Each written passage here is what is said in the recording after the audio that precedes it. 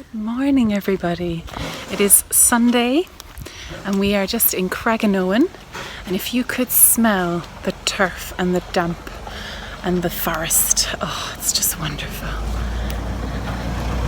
We're just organising our spinning, so we've just been dropping up all of our equipment to the castle, and I'm just gonna chill out now today in the beautiful woods and in the medieval castle. Now there's going to be some tribal drumming and some Ogham writing. Now Ogham, O-G-H-A-M, that's how it's spelt. It was the ancient Celtic writing system of the ancient Celts. I'll learn about it a bit more, but it was all basically done on corners with lines. So you'd have a rock and then there'd be a corner on the rock, and the writing was actually done on the corners. I'll try and show you an example of it later on today. So, oh, look at that damp, fresh earth and the sound of the forest. This is the castle that we're going to be spinning in today. Quite beautiful.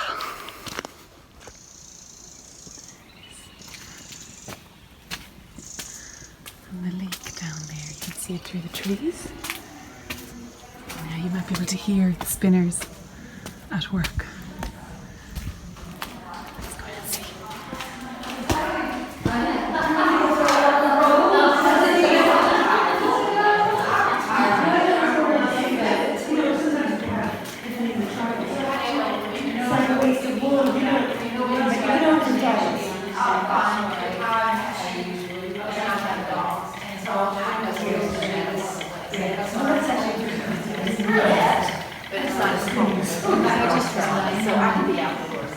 It's actually last one is still nice and easy to get. One joint. Commercial wouldn't die that. You don't worry. Well, that's it, because sometimes you don't hear the diamonds. You don't want to do it. You know. But you see to put on it. I have one there. But it's raining on Friday. That's what behind us won't be open all the time. So just be sure. That's alright over there, because it's a little bit of a draft in there. I think, you know.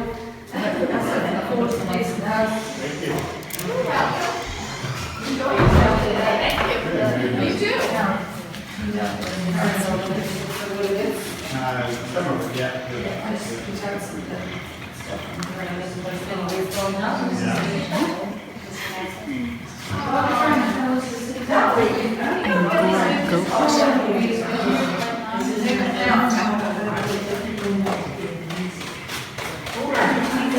This is really interesting. I do want to get started on ink weaving.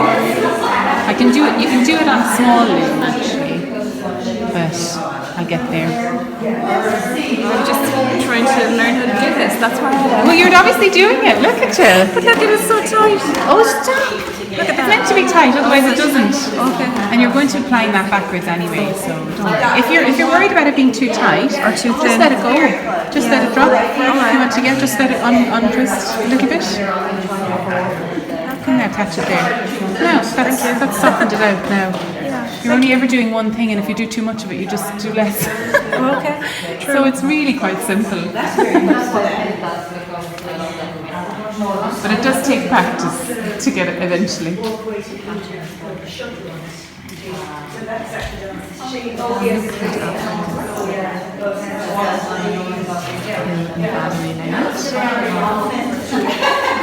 all of their alpaca with different, they have pictures of the different ones. This is macho, I think. Macho is this, oh, so soft and brown. Do they have the names? I think this is macho. Look at it, macho. And this is the soe. So the soe is outside. This is a soe one.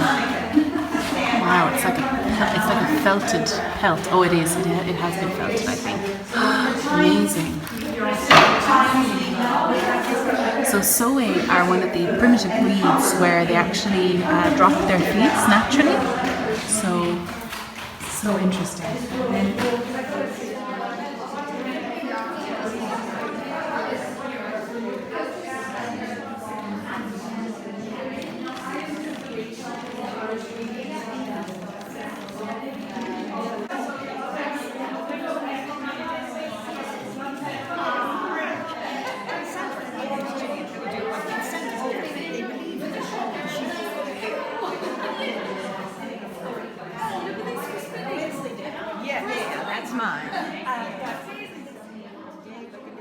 Or whether you have it for sale on the website.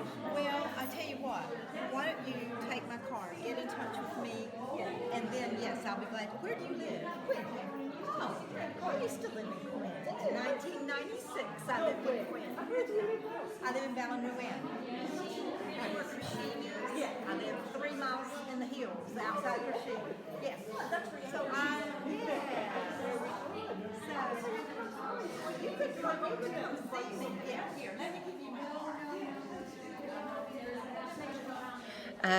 There was a story that was shared on our page about a spinning competition on the Guild of Weavers, Spinners and Dyers page. It was a very old story, kind of very traditionally written, about a competition, and the girl who won got a new wheel and a spinning cap and all this sort of stuff. And it's just reminding me so much of that, the description of 30 girls showing up with their wheels, and they all sat around and they spun the finest wool, and it really feels like that inside the castle today. Except there's no competition, we're just chatting, and there's loads of people coming in, loads of tourists and local people who've heard about it and really interested, so it's brilliant. Yeah, last year it was a lot, it wasn't quiet, but it was kind of a bit rainy, and today it's lovely, and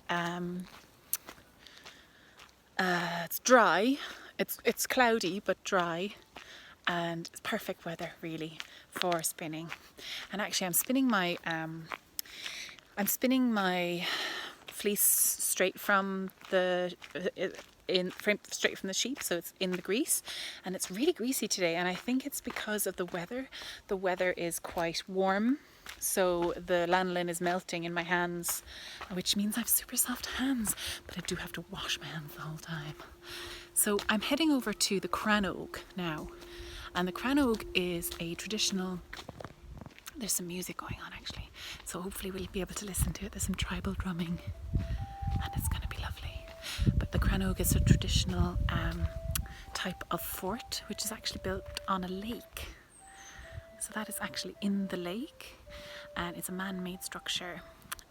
And they wouldn't have had a bridge to it. They have a bridge to it these days, but they would have had like stones hidden under the surface in a secret pattern. So only if you lived in the Craggaunowen would you be able to get on the Craggaunowen. It was a security feature. Early days.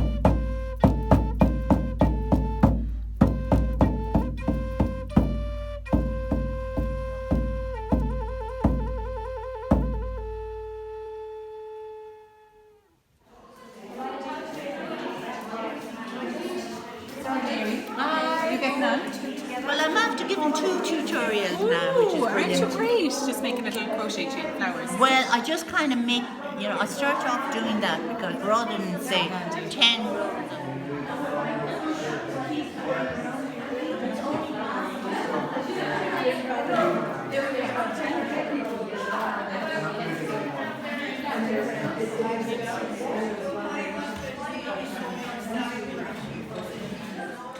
So,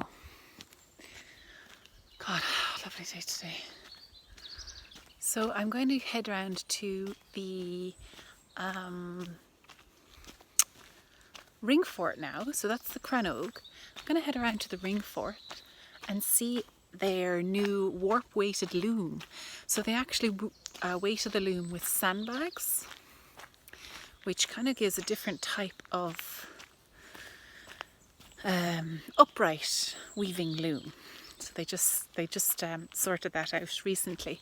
So I want to go and have a look. Yeah, and I'll take you on a road trip.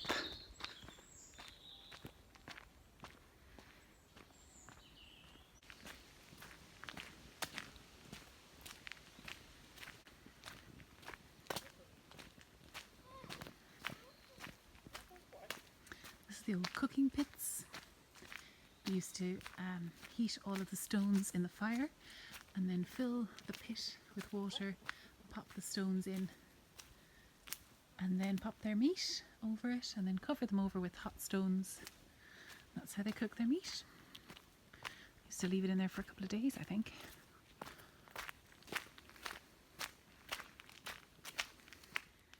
So this is one of the old Ogham stones, and this was the oldest form of writing found on the island of Ireland.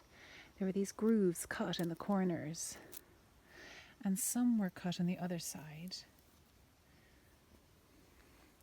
And it was a form of runic, I believe, writing. So I was just reading the sign back there, and it didn't say what the stone said. But it was saying that all you needed was a straight line, and it was known as the tree language, and it was used by the bards and the scholars, and they would often be the only people who would understand the language. So you could actually just draw a line and then draw your marks either side of it as to which one you liked or used. But yeah, the ones that lasted the longest obviously were the stones. And they're often signs of burial grounds or meeting places, I believe. So this is the new weighted loom. So it's an upright loom.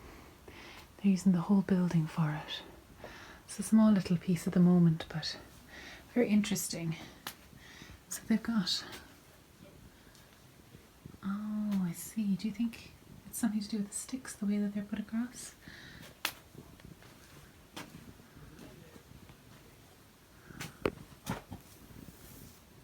So your tension is maintained by these sandbags. Fascinating. Fascinating. I love the smell of this room.